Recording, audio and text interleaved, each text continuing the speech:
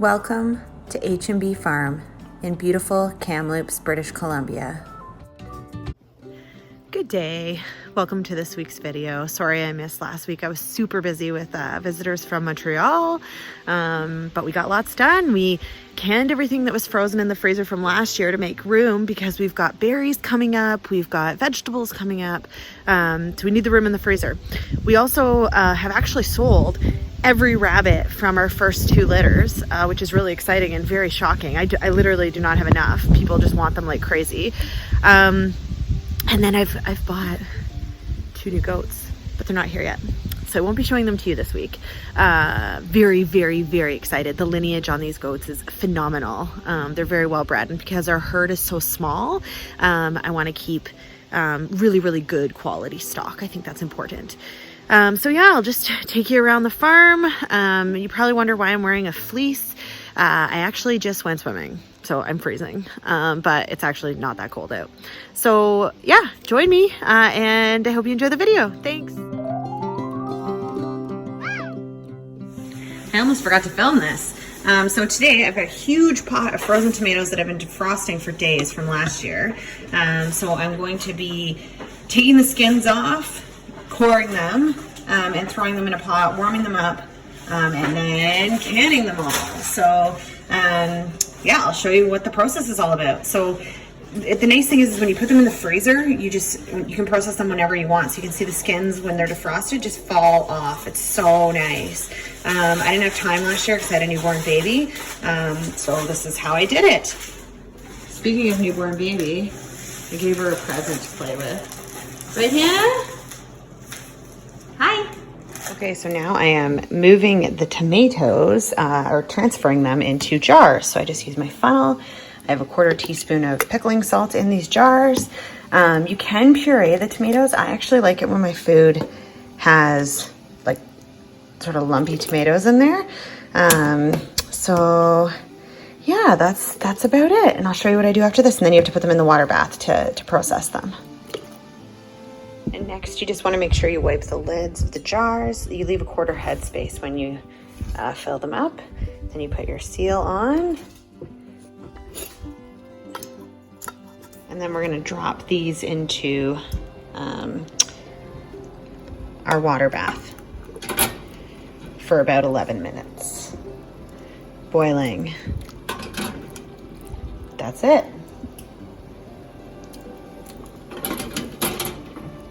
All done. So the freezer has a lot more space now. Yeah, it's nice to have these to mix for curries, stews, and soups, pasta sauce, but the color is beautiful. All right, our next episode of canning, I've got a ton of frozen cherries from last year.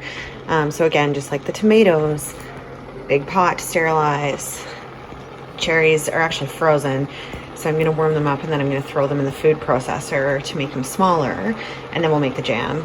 And then there are my cans. And I use smaller cans for jam just because you don't eat it as fast. So I blended the cherries up in the food processor, and now I am going to cook them. So this is the pectin that I use, and yeah, I'm going to heat this up, add the pectin, and then once it's at a boil, a roaring boil, I'm going to add the sugar. So you want to bring the mixture to a roaring boil to the point that it can't be stirred down. So this one just has a little bit left to go, and then I'll add the sugar.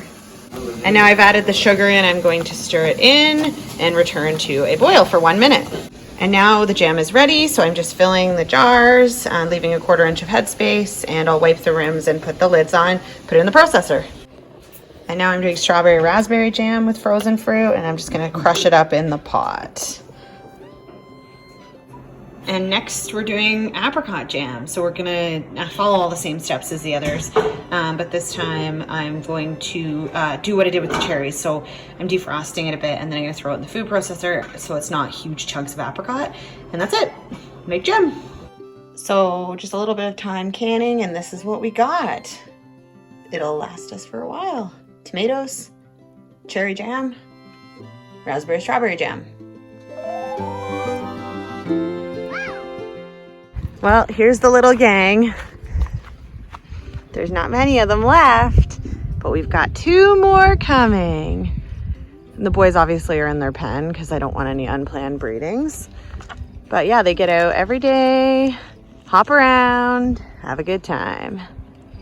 It's a pretty nice goat life. Penny! Okay, so quick update. Mulch, weeds, weeds, weeds.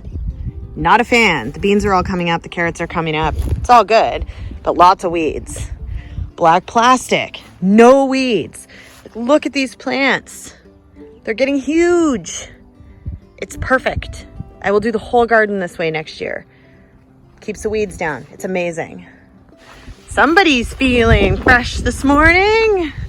Hey, Sir Brazil. What you guys doing? Are you playing? Hi.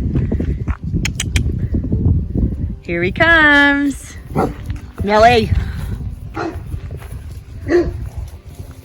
Whee!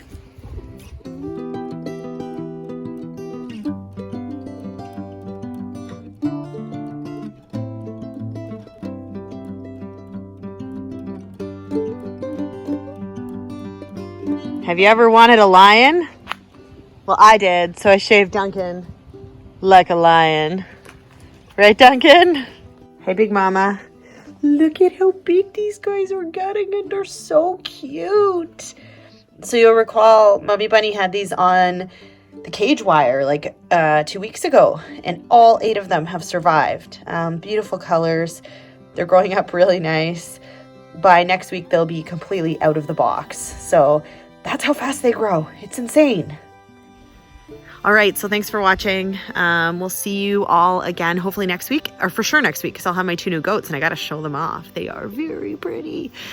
So thanks again. Don't forget to hit thumbs up and give this video, or subscribe to this video, please. Thanks. Bye.